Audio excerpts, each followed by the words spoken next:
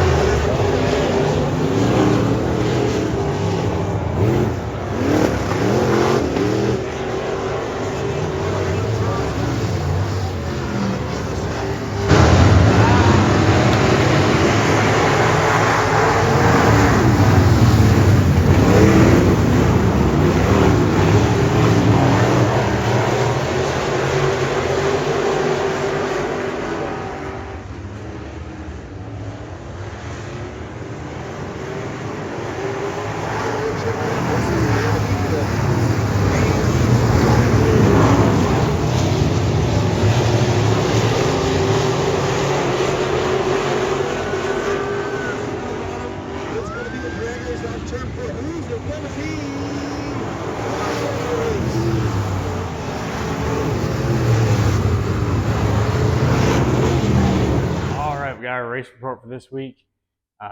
You've watched the race at the beginning of the video, and I'm proud to announce that we didn't tear anything up for the first time. So that's pretty sweet. I did get a little ding in the back bumper, but that's it. And I messed up the nose pulling on the trailer as usual, but that is what it is. The ding was just the tow truck like pulled out in front of the whole field, and the field was coming, and then we all stacked up, and someone bumped me in the back. Not a big deal. I almost hit the guy in front of me. The guy in front of him almost got hit by that guy. One of those ordeals. Yeah, radio should have brought that up. That's another thing. They act like you gotta like pay for the radio every time you talk on it. Not that bash the track. I like the track. Track surface is always great. So if that'd be my one gripe, that'd be it. Is they just need to talk on the radio more. And that brings me into hot laps. Hot laps, you can see I'm just following that stock car around. And like, I don't know if most tracks do this, but the track I grew up, Can-Am Speedway, during hot laps, they made us all spread out. And then if we got too close, they'd tell us, whoever's getting close to the other one, to like back it down or whatever. If they're sitting there following or like they're trying to race, they tell us to back it down. So I think that should like be instituted here. Because once I caught up to the stock car, I was gonna back down. And I looked to my inside, and there's someone right up on the inside of me. So I'm like, well, I guess I gotta stay at speed before there's a collision behind me. So yeah, but I'm not trying to bitch about that. I'm just saying that's something that I think should be instituted. But what do I know? I'm driving around the back, so it doesn't really matter. Oh, and in the hot laps, if you see, like I get like squirrely with like a lap or two to go, my tear-offs, they all like slid up on my shield, so they're all like around here flapping. So my shield's just covered with mud, and I'm like trying to pull the tear-offs, and it's not doing anything. So that was frustrating. I have an impact helmet. I can't remember the name of it, but it looks like a Bandit, but it's an impact one. And I've always had problems with tear-offs, especially once I went to rural drive and started putting more tear-offs on. Then it's been a huge cluster ever since then. But luckily this year is the Snell year, so get a new helmet. This October is when they released the 2025 Snells. So I'll get something different then. So in the heat race, I had fun. So that was cool. Haven't had a lot of fun lately because it's been sucking so bad. I mean, I got last place in the heat. I was supposed to start in the pole. Elected to go to the back. Obviously struggling anytime there's any bite. But digging the frame rail into the ground this week, I only dug it in once. So that was nice. Seems like we're getting closer. It's still super tight getting in, which I put a 3-inch backspace wheel on the right rear, and then I put a 1-inch spacer on there. Took some load out of the left rear, and what else I did? Oh, I lengthened the left front chain. Now I'm thinking that maybe the left rear was worse and what tightened it up, because maybe that's allowing it to come back. I'm not really sure. I gotta look at my setup book, which I didn't do before making that adjustment. That's just like something in the back of my head that I'm like, this should work. But not sure if that does. The wheel spacer and the chain, those are definitely things to help loosen it up. So it was tight in, and then you can see I get like super sideways, like throwing it in, using a lot of brake to try to break that traction to get into the corner. Then I'm kind of loose off because of that. So you always evaluate the corner from entry, middle, and then exit. So all that gets screwed up once your entry is screwed up. So that's why I was kind of all over the place. And just me as a driver, just still learning. I also wanted to bring up how important it is like to have the video, because I thought I was just loose the whole time. But it was just me tight in the corner and trying to drive it differently to get into the corner. So that's where I saw in the video that it was actually tight getting in, and you can see that. So I had to drive it really hard into the corner. You can see I gained a lot going in, but I lose it all by the center. I don't know if maybe driving not as deep would have helped it, like not plant that right rear as hard. I'm not sure. So that still could have been driving. It's all stuff we got to figure out. And then I finally got the recall to work.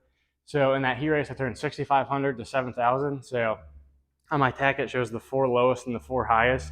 So coming out of the corner would be the lowest. It's not like taking off out there as the lowest, like the lowest common one that it sees while you're running. That makes sense. And then turned 7,000. So I was kind of surprised by that if there's only 500 RPM swing between that. I thought that was kind of weird. I mean, it's interesting. I'd still like to obviously see the numbers again to make sure that is what's happening, because I feel like there's no way that it only drops 500 RPM. I would honestly, I was thinking like 2,000 RPM swing. Um, but yeah, I don't know. Maybe that was like the worst corners with 6,500 going in. I don't know what I was seeing, but I may be reading wrong because 500 RPM doesn't make sense to me. And then in the feature, I was supposed to start pole again. Decided not to do it. I don't feel like I'm ready to start the pole. I mean, there's people racing for points, and there's 2 nights left in the season. So me starting on the pole doesn't make any sense to do. All it's going to do is cause some trouble. So I'm just trying to learn how to drive. So start at the back and stay out of people's way. The car felt really good in the feature. On the high side, the low side, I was just not like in the bite down around the tires because I was scared because of what happened last week. So I was kind of like a groove up of where I should have been, and there was just no bite there. I was just in the black, just skating around. So definitely not the best option. When I got stuck to the bottom on that restart, you can see that I stayed on the bottom. Not the place for me. The high side, I was definitely doing a lot better. My quickest lap, it was lap 9 when I started on the high side, and that was 3/10 off the leader's fastest lap. So that's pretty cool that we're 3/10 off the leader's fastest lap. So that means we're improving. Obviously, consistency is not there. All my laps weren't that, but I am capable of running a good lap. I just have to keep up on that. And obviously, I was behind other cars, so I'm like trying to follow them without getting too crazy or spinning out in front of someone. So yeah, but 3/10 off the leader's fastest lap. Pretty happy with that. I think I was the quickest lap of the was I can't remember what the quickest lap was. I think it was like a 17:299, and mine was like I don't know. I'll put it in the video at the top. I don't know what I'm talking about. So I ended up 6th overall out of 9th. So I mean they're all good cars in front of me. All those guys have won who finished in front of me, except for the guy directly in front of me. The was it? I think it was like a 7 or something. That guy. He doesn't normally race there, but all the other guys in front of me have won there before. So not a lot of cars, but like the cars that were there, they're good and they're usually fast, even when there is a lot of cars. So it wasn't. It doesn't look like a good performance, but I'm pretty happy with it. We're definitely improving on driving, so that's good. Um, I was getting like pretty hard on myself, but I also got before last week. I only had one complete feature that I ran because I've had problems the other weeks. So I was getting really hard on myself, but I only had one complete feature. So now we're up to 2, and we're doing a lot better. Like I said, 3/10 off the leader's fastest lap time. So super proud of that. That's pretty awesome. Yeah, I think we're just going to keep going up from here, hopefully. And we got one race next weekend's the last race of the normal season. Then there's the Southern Challenge, and then if we go anywhere else, it's kind of hard because like the next closest track's like 2.5 hours away, and you got an open trailer, and I have a baby that I have to bring to the races. Then we got to get a hotel because I'm not gonna stay up all night driving with the baby again because that's awful, and I don't want to listen to it. But yeah, I don't know. I'm pretty excited. I think we're doing pretty good. Um, I did just order 5 more tires because I didn't know we only had one race left. So we're gonna have to find some races somewhere to use them up before they get all dry rotted over the winter, like dirt tires always seem to do. And we'll go from there. I'm trying to think if there's any other crazy. There's like the Mod Award in Waco, but I think that's invitational this year. And that's like the best of the best all over the country. And we could run American Racers or the Hoosier G30s and 60. Not G. I'm trying to think. Whatever the UMP tire is, that's what you can run in that, or the USRA American Racer, and you can have a spoiler. So may go do that, but I'm pretty sure that's a 2-day show, so that's kind of a long way to be away from home for the baby again. And we have to get a hotel, obviously. And yeah, there'll be races sprout up all throughout the winter in Texas, so that's kind of the cool thing about being here.